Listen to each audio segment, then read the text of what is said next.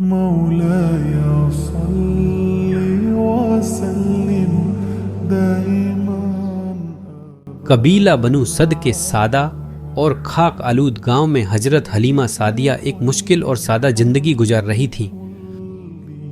ان کا گھرانہ قحط سالی سے دوچار تھا، زمین بنجر تھی اور مویشی کمزور تھے. زندگی کے ہر دن میں جدوجہد تھی، کھانے کو بہت کم تھا اور کوئی آسانی نظر نہیں آتی تھی. مگر ان سب مشکلات کے باوجود حضرت حلیمہ سعدیہ کا دل امید سے بھرا ہوا تھا.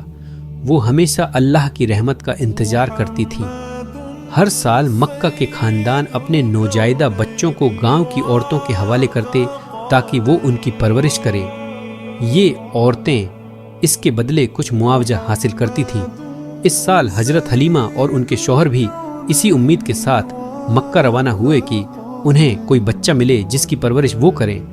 مگر ان کا گدھا کمزور تھا اور قافلے کے پیچھے پیچھے چل رہا تھا.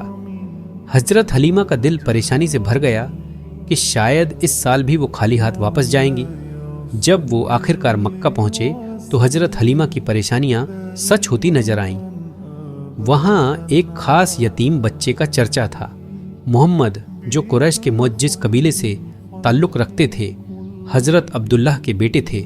لیکن چونکہ ان کے والد کا انتقال ہو چکا تھا، زیادہ تر عورتیں انہیں لینے سے ہچکچا رہی تھیں، کیونکہ وہ زیادہ مالدار خاندان کے بچے کی تلاش میں تھیں جس سے زیادہ انعام مل سکے.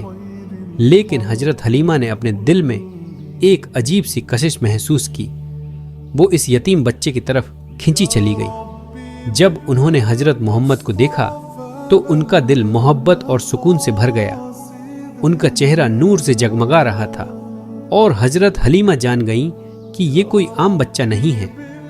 جب انہوں نے اس بابرکت بچے کو اپنی باہوں میں اٹھایا تو ان پر ایک عجیب سا سکون طاری ہو گیا.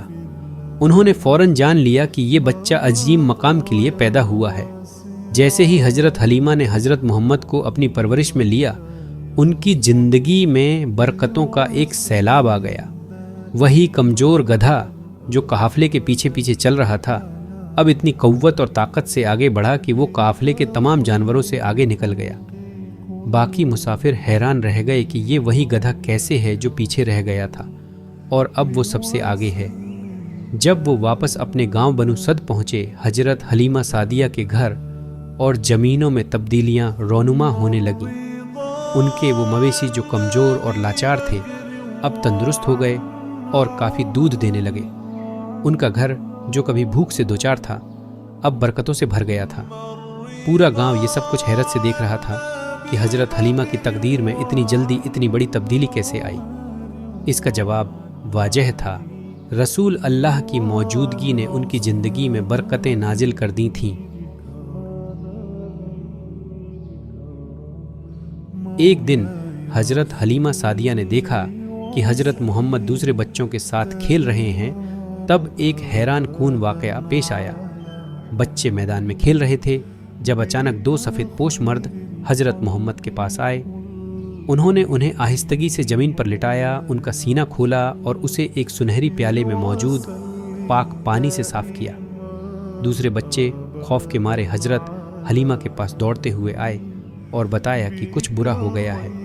لیکن جب حضرت حلیمہ حضرت محمد کے پاس پہنچی تو وہ مکمل سکون میں تھے اور ان کا چہرہ پہلے سے زیادہ روشن ہو چکا تھا. حضرت حلیمہ سعدیہ کو احساس ہوا کہ یہ بچہ ایک عظیم مقصد کے لیے تیار ہو رہا ہے اور اللہ کی حفاظت میں ہے.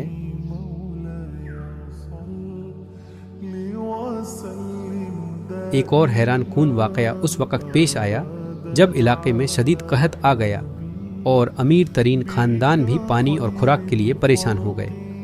مگر حضرت حلیمہ سعدیہ کے گھر میں پانی اور خوراک کی کمی نہ ہوئی. ان کی بکریاں جو پہلے کم دودھ دیتی تھیں اب وافر مقدار میں دودھ دے رہی تھیں.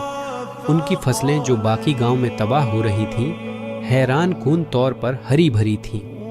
پورا گاؤں یہ برکتیں دیکھ رہا تھا جو حضرت محمد کے ساتھ حضرت حلیمہ کے گھر میں داخل ہو چکی تھی.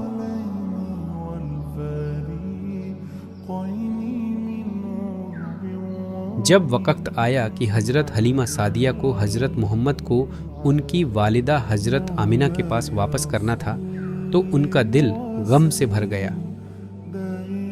وہ اس بچے کو اپنے بیٹے کی طرح چاہنے لگی تھیں اور انہوں نے اپنی آنکھوں سے وہ معجزے اور برکتیں دیکھی تھیں جو ان کے ساتھ ہوئی تھیں، مگر حضرت حلیمہ کو یہ بھی معلوم تھا کہ یہ بچہ دنیا کے لیے اللہ کے نور اور حکمت کا خزانہ بننے والا تھا۔ حضرت حلیمہ سعدیہ کی یہ کہانی اس بات کی عظیم یاد دہانی ہے کہ کیسے اللہ کی رحمت انسان کی زندگی کو بدل سکتی ہے۔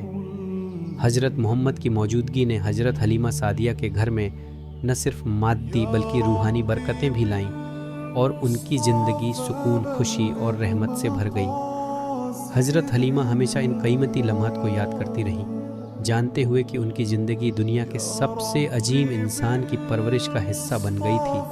اور کیا یہ معجزہ کم ہے کہ آج 1500 سال بعد دنیا بنو سعد کی اس غریب عورت کا ذکر انتہائی احترام اور محبت سے کرتی ہے اور ان کے نصیب پر جھوم اٹھتی ہے۔